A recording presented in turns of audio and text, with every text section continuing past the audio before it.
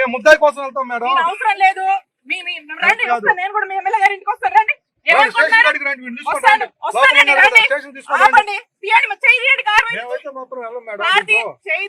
సుబ్బనాయుడు గారు చేయండి. ఎవరు చెప్తే అవును మీ ఎమ్మెల్యే చెప్తే ఏముంటాయండి? ఏం కేసు?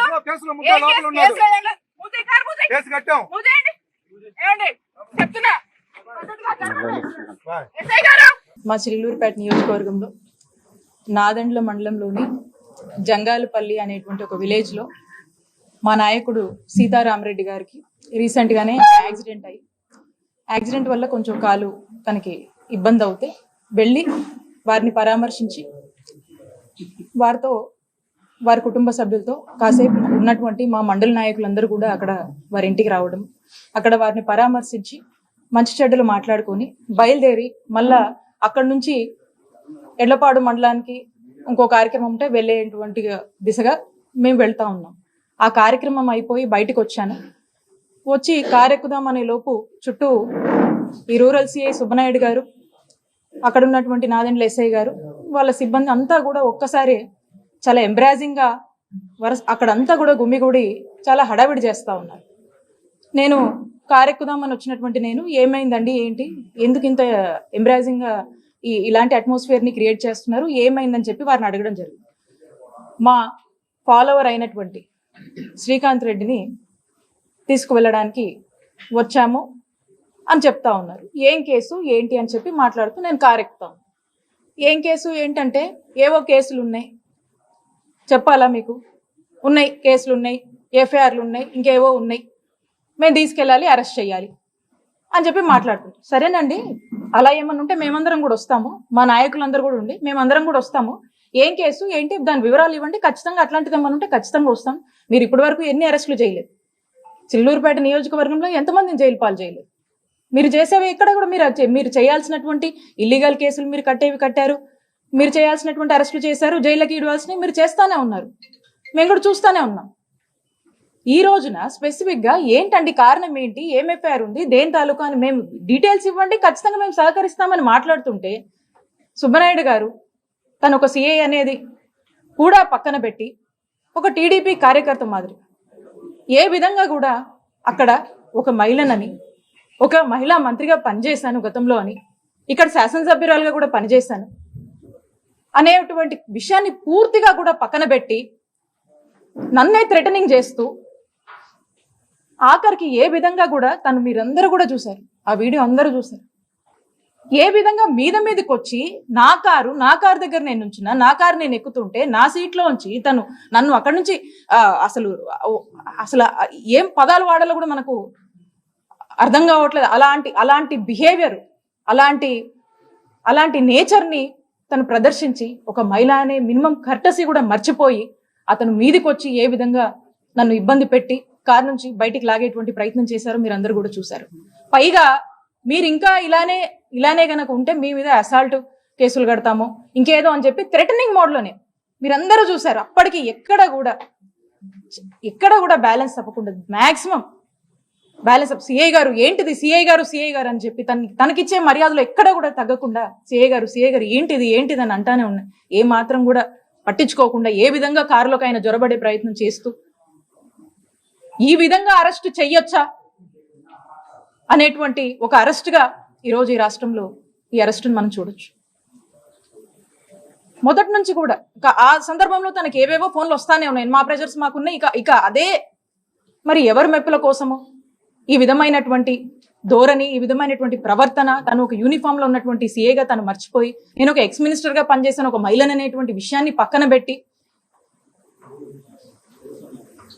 ఎటువంటి నేచర్ తో తను బిహేవ్ చేశాడనేది ఈరోజు రాష్ట్రం అంతా ప్రజలందరూ కూడా చూస్తూ ఉన్నారు. కూటమి ప్రభుత్వం అధికారంలోకి వచ్చిన దగ్గర నుంచి చూస్తూ ఉన్నారు. నేను ఒక ధర్నాకి వెళ్ళి ధర్నాలో మా క్యాడర్ పార్టిసిపేట్ చేస్తే మా మీద కేసు కడతారు.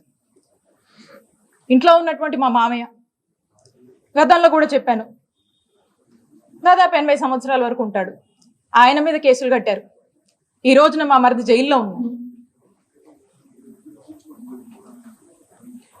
నా మరిది జర్మనీలో ఉంటే అతని మీద కూడా కేసులు కడతారు. ఒక 3 రకాల కేసులు ఎంచుకున్నారు. కత్తి చూపించడం, ఎక్స్టార్షన్ కేసు, కట్టు కదల్లి కేసులు పెడుతున్నారు. ఏదైనా బ్రైబ్ అని చెప్పి అదొక కట్టు కదల్లి ఒక కేసు పెడుతున్నారు.